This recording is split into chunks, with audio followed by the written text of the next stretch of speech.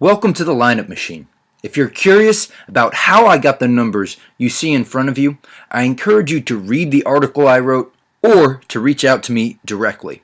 For the purpose of this video, I will be showing you how the Lineup Machine works, what it can tell us, using some examples from the best record in Blair Academy men's basketball history this past season. As you can see right now, I have a number of different basketball statistics. As I put players in the game, in this green on section, or on the bench, in the off section, these numbers will change. Green will be above team average, and red will be below team average. All the cells are white right now because I haven't selected a player to be on the court or off the court. Let's go ahead and put a player in the game. This is 21. He's a high major kid, he's our point guard, and he's a really good offensive player. You can tell by this green cell here. This is his offensive rating. It's 111. Offensive rating is the number of points that we can score per 100 possessions.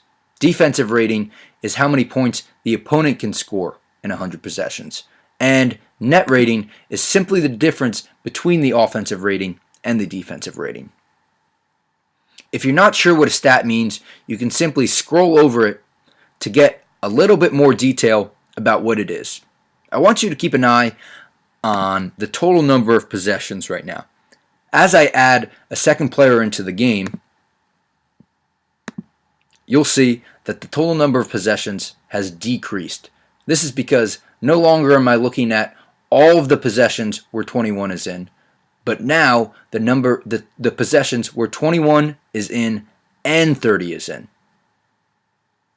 I also have the ability to take a player out of the game and put him on the bench. Now I'm looking at the possessions where 30 is in the game, but 21 is on the bench. 30 is a pretty good player, but without our high major point guard in there to create shots for him, our offense significantly suffers. So what if I want to compare these lineups side by side when he's on the bench versus when he's in the game? Well, there's certainly a way to do that within the Lineup Machine, and that's what we're going to do right now. You can see I've tabbed out a number of different lineups here across the bottom. This second lineup, I have 21 in the game with two standstill shooters, 23 and 30. My next lineup, I've put 21 on the bench and kept those same two players in the game. Next, 21 is still on the bench, but I substituted him for his backup, number 24. And while number 24 is a great player in his own right, he's not quite the creator and the passer that 21 is at this point. So our offense really suffers.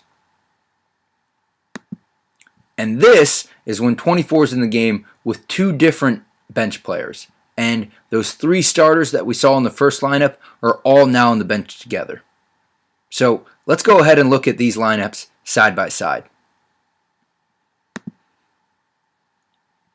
If you look over here where it says combo name, I can see what lineups I'm comparing.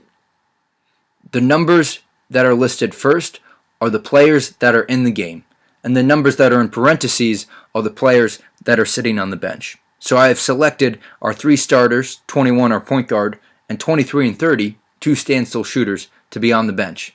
This is a bench unit. They're fairly good offensively, slightly above average, but they're really good defensively, so our net rating is positive relative to our team average. We're very good offensively when 21 is in the game with those two shooters. But as soon as we take him out, our offense significantly suffers. And you might think that a good option is to replace our starting point guard with a backup point guard and keep our starters in, that you can see here. 24 is in for 21. But actually, our offense gets worse. So counterintuitively, what's even better is to put two more players from the bench into the game that have a compatible playing style with 24. This is some of the chemistry that I talked about that led to the Blair Academy success this year.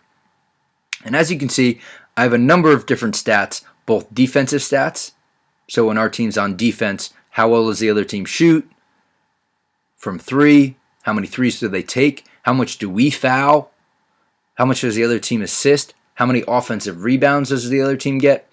How many turnovers do we force? But also offensive stats.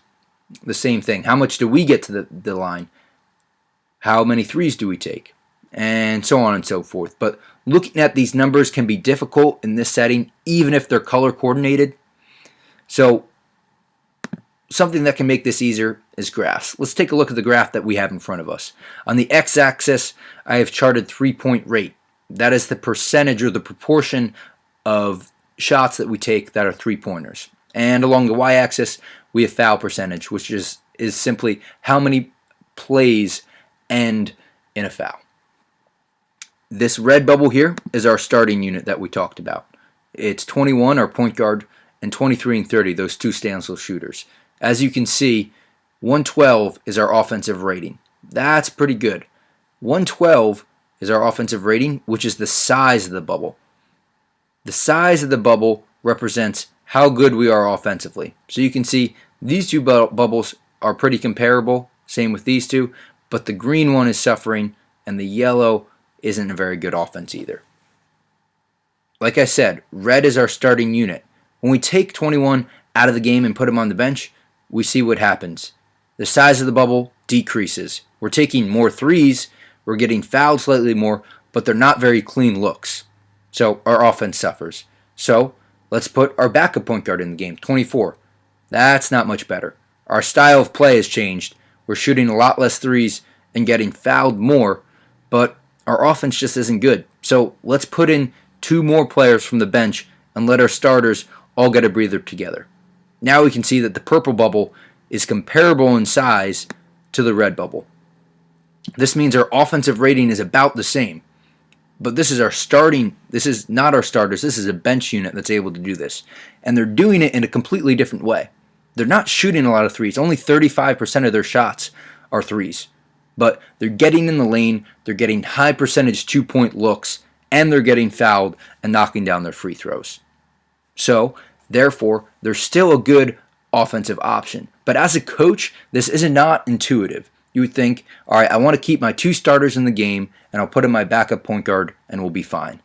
But actually, that's hurting our team. It'd be better if we played two players with our backup point guard that have more chemistry with them. And this is very difficult to have a sense of as a coach, and the best do. But with the lineup machine, we can instantly see visually and graphically how this works. And that's why the lineup machine is very powerful.